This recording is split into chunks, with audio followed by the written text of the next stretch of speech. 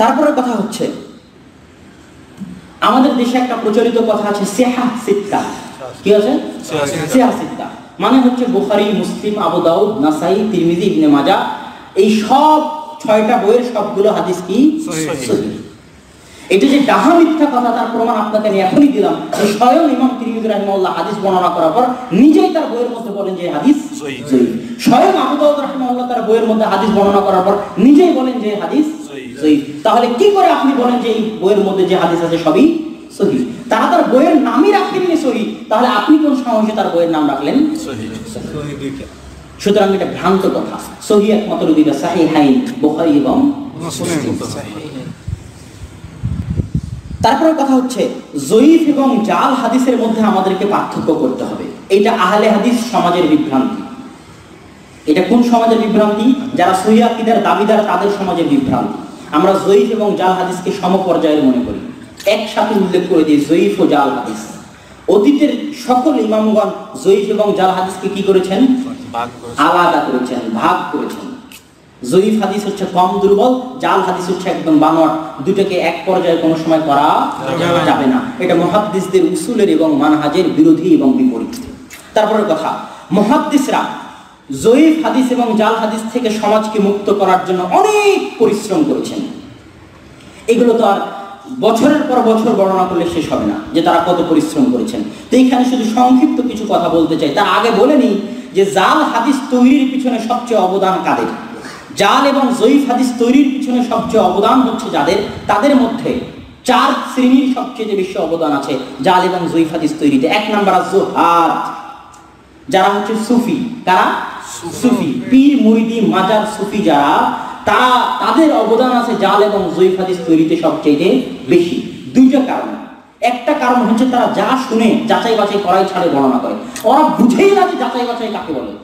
সুফিরা বুঝেই না যে যাচাই বাছাই কাকে বলে। যা পায় সেটার উপরে আমল করে এবং সেটাই বর্ণনা করে।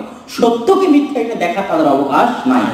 দ্বিতীয় কারণ, তাদের কারণে কেন বেশি বিভ্রান্তি সৃষ্টি? দ্বিতীয় কারণ, মানুষ তাদের ইবাদত দেখে, তাদের জিকির দেখে, তাদের পরহেজগারিতা দেখে, তাদের কান্দাকাটি দেখে বলে, আরে এত বড় পরহেজগার মানুষ, সে ভুল করতে পারে, সে ভুল হাদিস বর্ণনা করতে পারে।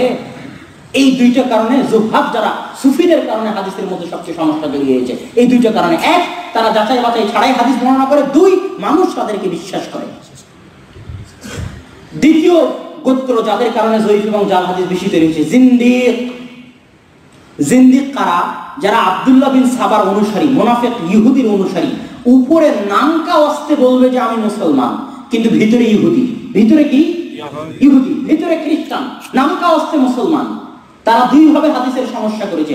1, সত্যিকার অর্থেই তারা রাসূলের নামে হাদিস বানিয়েছে। 1 নাম্বার, সত্যিকার অর্থেই তারা রাসূলের নামে হাদিস বানিয়েছে। 2 নাম্বার, এইটা একটু বোঝার জন্য সময় লাগবে। 2 নাম্বার কি? তারা বহু হাদিস, সহিহ হাদিস বলতো যে এই হাদিসটা আমি মিথ্যা বানিয়েছি। সহিহ হাদিসকে নিয়ে কি বলতো? এই হাদিস আমি মিথ্যা বানিয়েছি। যেন মুসলমানদের অন্তরে সন্দেহ তৈরি হয় যে প্রচুর হাদিস আছে যেগুলো মিথ্যা, যেগুলো সহিহ নামে প্রচলিত। কথা মনে হয় বুঝাতে পারি। একটা হচ্ছে তারা বাস্তবেই মিথ্যা হাদিস বানায়, আর আরেকটা হচ্ছে তারা সহিহ হাদিস, হাসান হাদিস নিজে বলে, বলার পর বলে যে এই হাদিস আমি বানিয়েছি মিথ্যা। স্বীকারোক্তি দেয় যে আমি এই হাদিস মিথ্যা বানিয়েছি। কেন স্বীকারোক্তি দেয়? যেন মুসলমানদের অন্তরের মধ্যে সন্দেহ প্রবেশ করে হাদিসের বিষয়ে। এরা হচ্ছে জিন্দিক, নামকা ওয়াস্তে মুসলমান কিন্তু ভিতরে ইহুদি এবং খ্রিস্টান। তাদের লিডার হচ্ছে আব্দুল্লাহ বিন সাবা, সকল ফিতনার মূল উৎস আব্দুল্লাহ বিন সাবা। 3 নাম্বার, রাফিজি। রাফিজি হচ্ছে আজকের যুগের যারা ইরান বা আজকের যুগের যারা সিরিয়ার বাদশাহ, এদের কাছে মিথ্যা হাদিস বর্ণনা করা এই মানে পানির চাইতেও সহজ। কেন? তাদের ইবাদতের একটা অংশ হচ্ছে তাকিয়া। তারা মিথ্যা কথা বলাকে ইবাদত মনে করে, মানুষকে ধোঁকা দেওয়াকে তারা কি মনে করে? ইবাদত মনে করে। এই জন্য যাদের জাল এবং জয়ীফ হাদিস তৈরির পিছনে যাদের বিরাট অবদান আছে, তাদের একদল হচ্ছে রাফিজি। আজকের ইরানের যারা শিয়া, আমরা যাদেরকে শিয়া বলি, সেই শিয়াদের অবদান। এরা হচ্ছে 3 নাম্বার। 4 নাম্বার যারা আমাদের বাংলাদেশে আছে সেটা হচ্ছে 4 নাম্বার। সেটা কি? আল কাসাস বা আল কুসাস, যারা কিচ্ছা কাহিনী বর্ণনা করে। বক্তব্য মানেই কিচ্ছা কাহিনী, বক্তব্য মানেই কিচ্ছা কাহিনী। রাসূলের একটা হাদিস অনুবাদ করে পড়ার সৌভাগ্য হয় না। কিচ্ছা কাহিনী আর হাসির মাধ্যমে মানুষকে জালসার মধ্যে মজিয়ে রাখে। এরা হচ্ছে চতুর্থ শ্রেণী, যাদের কারণে বেশি মিথ্যা হাদিস এবং জাল ও জয়ীফ হাদিস ইসলামী মুসলিম সমাজে প্রচারিত হয়েছে। একজন বক্তা আছে, কি যেন ভৈরবী নাম, সে উপস্থিত হাদিস বানায়।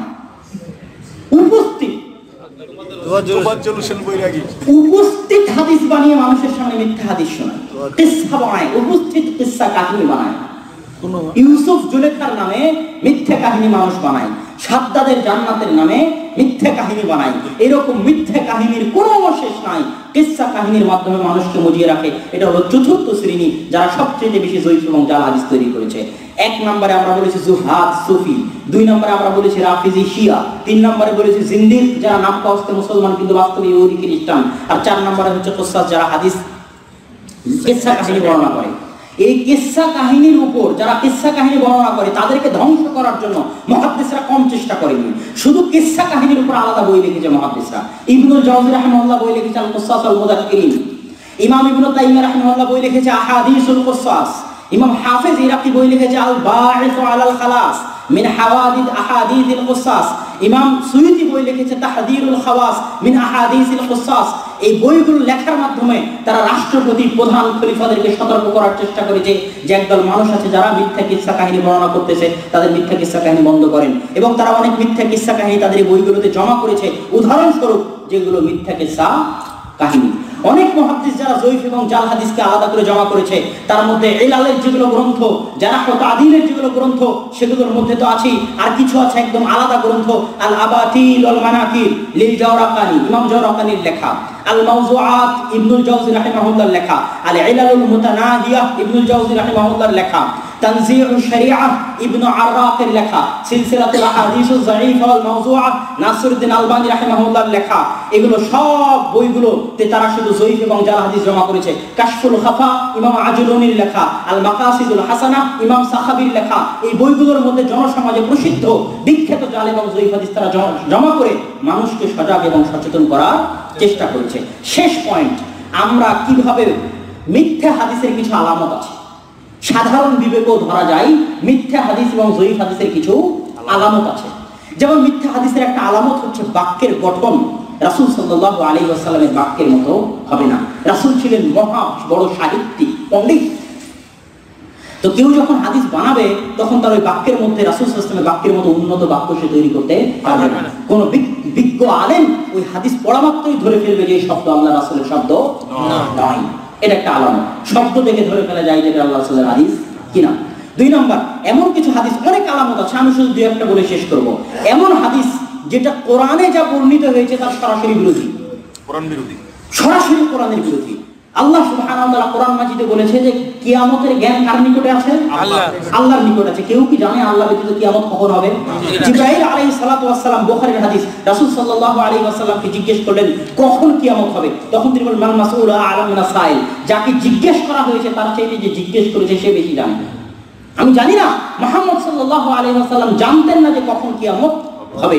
এইজন্য ইবনুল কাইয়িম রাহিমাহুল্লাহ তার আল মানারুল মুনিফ যে বইটাতে তিনি আলামত বর্ণনা করেছেন জয়ীফ এবং জাল হাদিসের, সে আল মানারুল মুনিফের মধ্যে বলছেন যে এই আয়াত এবং এই হাদিসের কারণে ওই সমস্ত প্রত্যেক হাদিস জয়ীফ যে হাদিসে বলা হয়েছে এত বছরের মধ্যে পৃথিবী ধ্বংস হয়ে যাবে, সব হাদিস জয়ীফ।